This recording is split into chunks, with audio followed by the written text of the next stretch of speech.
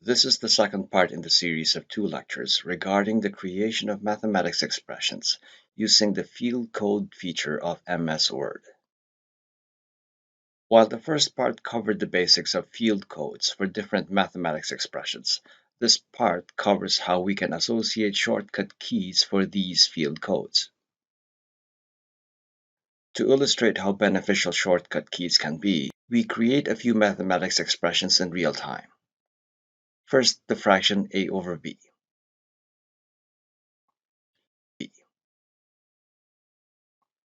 Here's x cubed.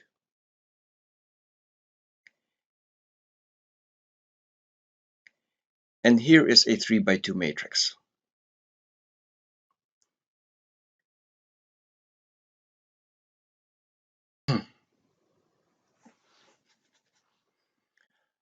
On the screen, these mathematics expressions were created in real time. There is no video editing, just the use of the shortcut keys. Before we can create any shortcut keys, we need to decide where we want to store the macros and shortcut keys. This document can also serve as the template where our macros and shortcut keys will be readily available. In addition, should we create future macros, we can save them in this very same template document. Let's just start with a blank document. We save the file using the appropriate file type.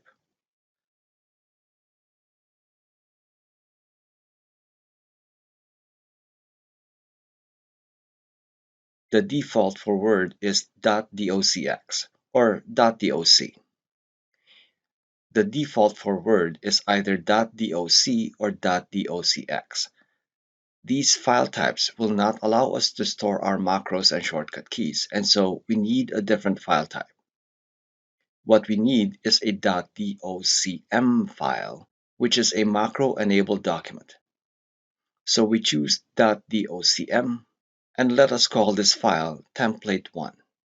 Of course, you can decide on the file name for yourself if and when you create your own macros and shortcut keys. One more recommendation. When sending a document with math expressions to another person, save the file as a PDF or as a .docx.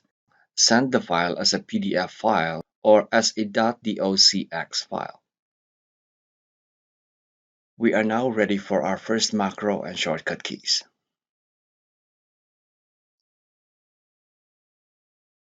We go and click on View. Go to Macros. Click on Macros. And then we click on Record Macro. We then get this dialog box that asks us for the macro name. Now let us suppose that this macro is for creating fractions. And so we call this macro fraction. We then need to decide the file where the macro and shortcut keys will be stored. At the moment, it says that the macro will be stored in the file normal.dotm. Now, this is the normal template for all new documents for Word. And it is important that we do not mess with the normal template for Word. Click here and see that we have a second option, and that option is template 1. So we click on template 1 to store the macro and the shortcut keys in template 1. Again, do not mess with normal.dotm. Now we assign the shortcut keys. Click on Keyboard, and a second dialog box appears. This dialog box asks us what the shortcut key or keys are supposed to be. Since this is for a fraction which involves division, let's associate Control/. Now, we recommend writing down the macro name and shortcut key on a sheet of paper in case you forget the macro and the shortcut key. Take a look at this piece of information. According to this piece of information, Control/ is associated with the prefix key. Now, if you don't use the prefix feature of Word, you can stick with Control/. Otherwise, choose a different shortcut key. As for ourselves, we don't use the prefix feature, so we'll stick with Control/.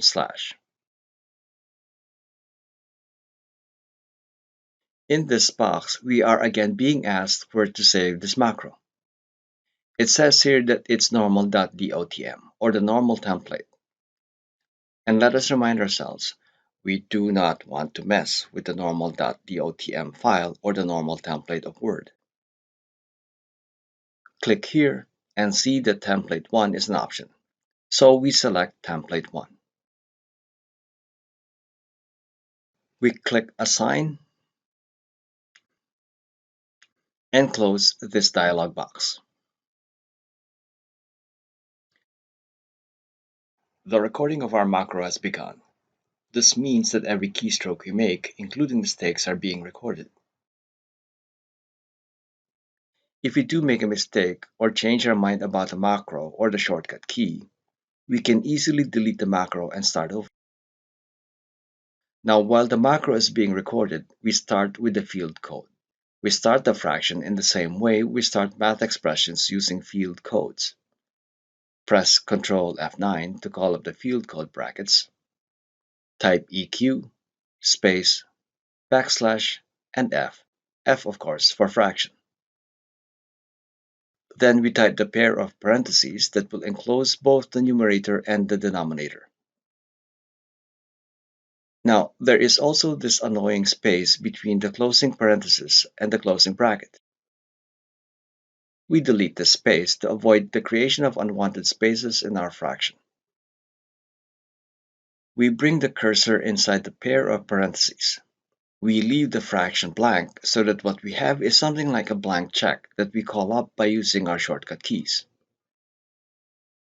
We are just about done with this macro. To finish, we go to Macros, we go and click on Macros, and click Stop Recording. So we have just created our first macro. Now, time to field test our new limited fraction macro. Let's clear everything. Press the shortcut keys for the fraction macro. And do you remember what the shortcut keys are supposed to be? It's Control/. Pressing Control/, the fraction field appears. The cursor is between the pair of parentheses. We type the numerator, which for now, let's say it's A. Type comma, and then the denominator, and let's just say it's B. Cut this entire line of code and paste, and you have A over B.